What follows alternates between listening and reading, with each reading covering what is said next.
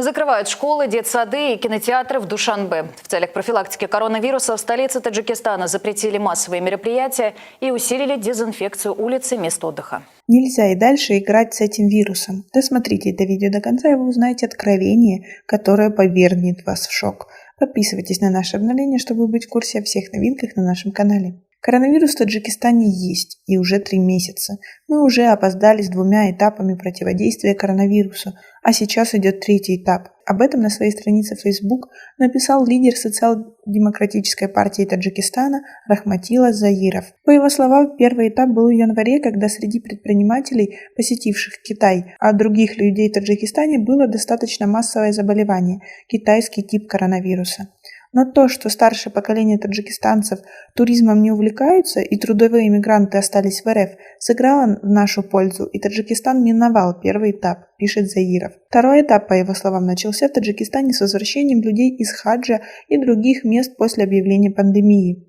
Несмотря на карантин, организованный для возвратившихся, некоторые люди, уже зараженные, все-таки проникли в общество, минуя карантин. Опять кумовство, взятки и тому подобное. И как итог, они заразили других, и теперь достаточно массовое проявление пневмонии и некоторых других болезней, поясняет лидер СДПТ. Как вы относитесь к такому разоблачению? Свои ответы пишите нам в комментарии под этим видео. По его словам, непризнание наличия коронавируса в стране не делает чести профессионалам в сфере медицины и правительству страны. Сейчас мы находимся на новом витке. Коронавирус есть в Таджикистане, это безусловно. Он еще не выразился в форме эпидемии. Спасает нас во многом то, что абсолютное большинство населения прошли обучение через СМИ и сами организовали для себя частичную самоизоляцию. Карантин и самоизоляция – это единственное условие и средство предотвращения эпидемии, особенно в Душанбе и Худжандже, считает Заиров.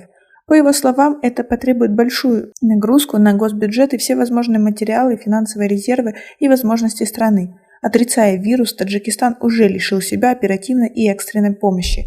Нельзя и дальше играть с этим вирусом. Необходимо предпринимать срочные и оперативные меры, мобилизировать средства, чтобы посредством обеспечения самоизоляции населения, обеспечением их средствам для самоизоляции, бесплатным тестированием и тому подобное предотвратить эпидемию коронавируса в Таджикистане, говорит он.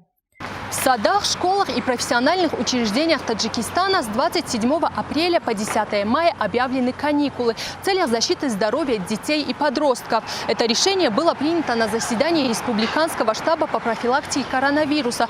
На этом у нас все. Просим вас оценить наше видео подпиской и лайком. Также у нас есть специальное предложение для тех, кто заинтересован в продвижении своего продукта. Мы предоставляем рекламу на очень выгодных условиях. Подробности будут под видео или же в шапке профиля. До скорой встречи!